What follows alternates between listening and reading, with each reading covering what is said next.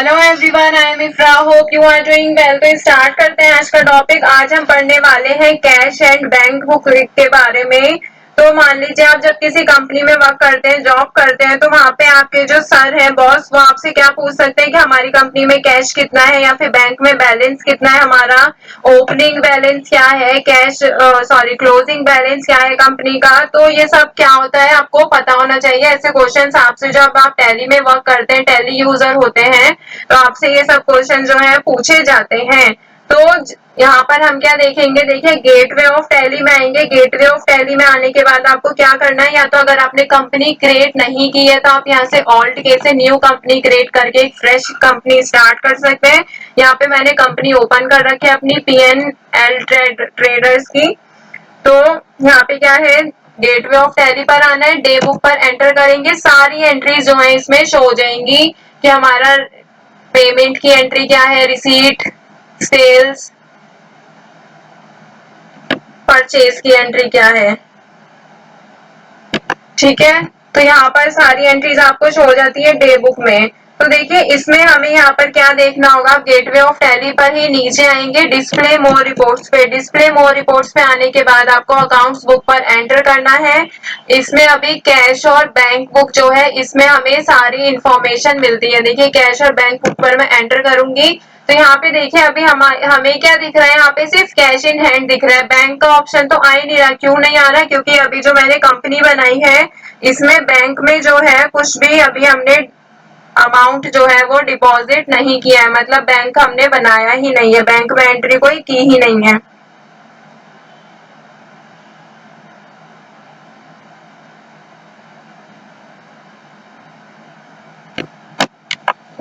ठीक है, तो इसके लिए हम क्या करेंगे, पहले एक बैंक वाले उसमें एंट्री कर लेते हैं। तो वाउचर्स पे आएंगे। वाउचर्स पे आने के बाद देखिए मान लीजिए यहाँ पे आपका काउंटर वाउचर नहीं खुला है, तो काउंटर वाउचर बैंक की एंट्री होती है, उसमें आपको F4 पर एंटर करना है। यहाँ पे अकाउंट में क्या लिखेंगे, जिस भी बैंक में मान लीजिए हम पैसे जमा कर रहे हैं, तो जिस भी बैंक में हम डिपॉजिट कर रहे हैं उस बैंक का यहाँ पे नाम लिख देंगे। आपको लेजर क्रिएट करना होता है। यहाँ पे मैंने लिखा है बैंक SBI, पहचान के लिए SBI लिख दिया कि SBI बैंक में हम पैसे जमा कर रहे हैं। कितना, कैश से जमा कर रहे हैं।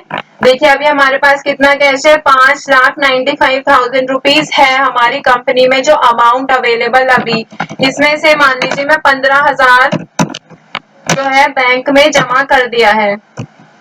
एंटर करूंगी यहाँ से। यहाँ पे ये लिखा रहा है कि कितने 2,000 के नोट से, कितने 1,000 के नोट से। अगर आप फिल करना चाहते हैं तो ये कर सकते हैं। और यहाँ पे क्या है, बैंक का नेम आएगा SBI और यहाँ से एंटर कर देंगे। तो हमने क्या किया, अभी बैंक में जो है 15,000 रुपए जमा कर दिए। देखिए डे बुक पे जाएंगे तो यहाँ पे क्या है, आपको कॉन्ट्रा में 15,000 क्रेडिट में शो हो रहा है। तो अभी वापस डिस्प्ले मोर रिपोर्ट्स पर आएंगे। यहाँ पर अकाउंट्स बुक पर एंटर करेंगे, कैश और बैंक बुक पर एंटर करेंगे। अब इसमें क्या है, अब बैंक का जो ऑप्शन है वो भी आपको यहाँ से शो हो रहा है। तो देखिए कैश इन हैंड हमारा कितना है, 5,95,000 पहले शो हो रहा था, हमने बैंक में जमा कर दिए 15,000, तो यहाँ पे 15,000 कम होके 5,80,000 का कैश इन हैंड शो हो रहा है। और बैंक मतलब कि इसमें हमें दिखता है कैश कितना अवेलेबल है और बैंक में कितना अमाउंट जो है अवेलेबल है, और कौन से बैंक में है वो यहाँ पर आपको बैंक का नाम भी दिख रहा है। ठीक है, 15,000 SBI में जमा है। तो अब क्या करेंगे, हम चेक करेंगे कि अगर कोई हम पेमेंट रिसीव करते हैं या फिर कोई हम पेमेंट की एंट्री करते हैं या फिर रिसीट की एंट्री करते हैं तो क्या चेंजेस आएंगे इनमें, कैश इन हैंड या फिर बैंक से अगर हम करेंगे तो क्या चेंज आएंगे, कैश से करेंगे तो चेंज क्या आएंगे। तो इसके लिए हम एक क्या कर लेते हैं, रिसीट की एंट्री करके देख लेते हैं। कुछ भी कर सकते हैं, पेमेंट या रिसीट। तो अब यहाँ से F6 पर एंटर करेंगे, गेटवे ऑफ टैली पर गए, उसके बाद यहाँ पर वाउचर्स पे आए, F6 पर प्रेस किया। अब देखिए यहाँ पे क्या है, ये सिंगल एंट्री का खुला हुआ है इंटरफेस। तो यहाँ पे एक बारी वापस से बैक करेंगे और ये हो गया। तो यहाँ पर क्या करना है आपको, गेटवे ऑफ टैली पर रिसीट वाउचर में आएंगे, इसमें लिखना है आपको क्या हमें रेंट रिसीव हुआ है, मतलब कुछ भी लिख सकते हैं, कमीशन रिसीव हुआ है, इंटरेस्ट मिला है या फिर रेंट रिसीव हुआ है, कुछ भी जो आपको बिजनेस में रिसीव हुआ हो। ठीक है,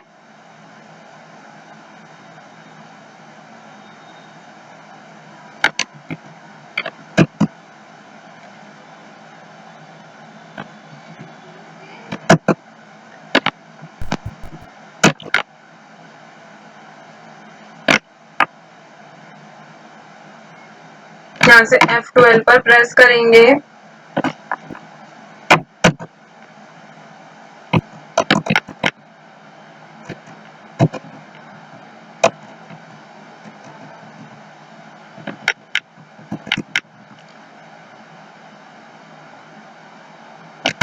ठीक है, सारी चीजें इसमें सही है। तो यहाँ पे क्या करना होगा, अब हम करेंगे यहाँ पर रेंट रिसीव हुआ है हमें कितना 7000 मान लेते हैं। तो यहाँ पे लिखेंगे कंट्रोल H से हम इसमें कर लेते हैं, ऑल्ट C करेंगे,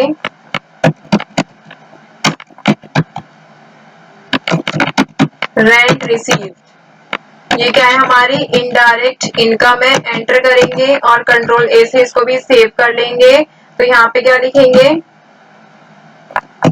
सेव नहीं हुआ, दोबारा क्रिएट करते हैं।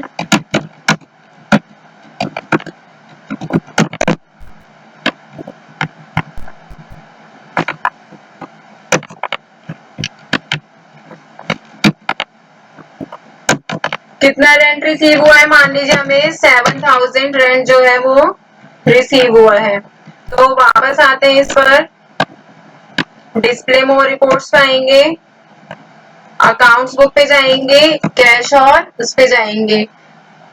तो हमारा देखिए रेंट रिसीव हुआ है, अब हमारा जो कैश था वो यहाँ पर 5,80,000 था, अभी 7,000 जो है वो यहाँ पर बढ़ गया है। तो यहाँ पे क्या हो गया, 5,87,000 हो गया। तो यहाँ से आप क्या देख सकते हैं कि हम यहाँ पर अमाउंट रिसीव हो रहा है अगर कैश से, तो यहाँ पे अगर हमें अमाउंट रिसीव होता बाय चेक तो यहाँ पे 15,000 में 7,000 अमाउंट जो है वो ऐड हो जाता है। ठीक है,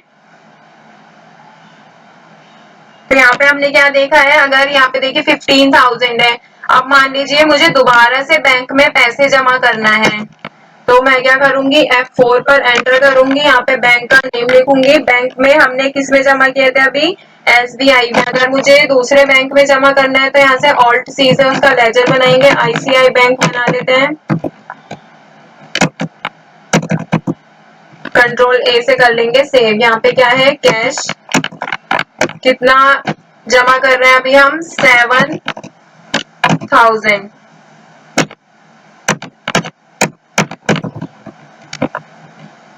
और ये कंट्रोल A से हो गया है सेव। तो वापस से देखिए डिस्प्ले मोर रिपोर्ट्स पे आएंगे और अकाउंट्स बुक पर एंटर करेंगे। अब यहाँ पर क्या है, ये और ज्यादा जो कैश है यहाँ पे 22,000 हो गया है। ठीक है, तो कैश पर अगर हम एंटर करते हैं तो कैश पर एंटर करने से क्या होगा, यहाँ पे अप्रैल में सारी एंट्रीज हुई, अगर मैं डेट चेंज करती मई में करती तो वो यहाँ पर भी शो हो जाती कि डेबिट कितना हुआ है, क्रेडिट कितना हुआ है, हमारा क्लोजिंग बैलेंस क्या है। ठीक है, तो जो ये क्लोजिंग बैलेंस है ये मई का जो होगा ये क्या होगा, ओपनिंग बैलेंस शो हो जाएगा। यहाँ पे हमें सारी चीजें शो हो रही हैं कि कैपिटल कितना है, परचेज कितना है, यहाँ से ओपन करेंगे तो हम एडिट भी कर सकते हैं। ठीक है, और ऐसे ही अगर मैं बैंक पे एंटर करती हूँ तो दोनों बैंक के नाम आ रहे हैं, SBI और ICI। तो यहाँ से क्या है, ICI में कब एंट्री की है, कितना कैश जमा हुआ है, यहाँ से हमें सारी चीजें दिख रही है। ठीक है, देखिए अब नीचे जो आपका अमाउंट आ रहा है यहाँ पे क्या है, ये ग्रैंड टोटल जो यहाँ पर शो हो रहा है, कितना शो हो रहा है इसका, क्योंकि 22 है इसीलिए 22 शो हो रहा है, इसका क्या है 5,80,000। देखिए यहाँ पे सारा जो क्या शो हो रहा है, ओपनिंग बैलेंस अभी इसका नहीं है, क्लोजिंग बैलेंस क्या है 5,80,000। ये जो हमारे अप्रैल में क्लोजिंग बैलेंस 5,80,000 है, यही मई का जो ओपनिंग बैलेंस बन जाएगा। अब यहाँ पे क्या है, करंट टोटल इतना है और यहाँ पर क्रेडिट क्या है इतना, मतलब कि डेबिट इतना है, क्रेडिट इतना है, ये सारा यहाँ पर आपको शो हो जाएगा। लेजर समरी यहाँ पर आपको एक तरह से देखने को मिलती है, लेजर में जितना भी हमने वर्क किया होता है। तो आई होप आपको डे बुक का क्या समझ आया होगा कि कौन सी एंट्री का क्या मतलब होता है, कैसे अगर हम रिसीव कर रहे हैं अमाउंट या फिर कहीं पर हम डिपॉजिट कर रहे हैं बैंक में तो हमारे डे बुक पर क्या अफेक्ट पड़ता है, या फिर बोल सकते हैं कैश या फिर बैंक बुक पर क्या अफेक्ट पड़ता है। तो टॉपिक होता है यहाँ पे कंप्लीट। आई होप सारी चीजें क्लियर हो गई होंगी। इसको आप और कहाँ से देख सकते हैं, लेजर्स पे देख सकते हैं, सारे लेजर सारे इसमें कॉन्ट्रा एंट्री की थी, आपको कॉन्ट्रा यहाँ से मिल जाएगी। ठीक है, बाकी अगर प्रॉफिट एंड लॉस आपको मैंने बता ही दिया है, यहाँ पे आप परचेज कितना कर रखे, तो हमारा टोटल नेट प्रॉफिट अगर कोई पूछे तो कितना हुआ है, 1,02,000 का हमारा नेट प्रॉफिट यहाँ पे शो कर रहा है। तो टॉपिक होता है कंप्लीट। मिलते हैं नेक्स्ट सेशन में। Stay tuned and thank you.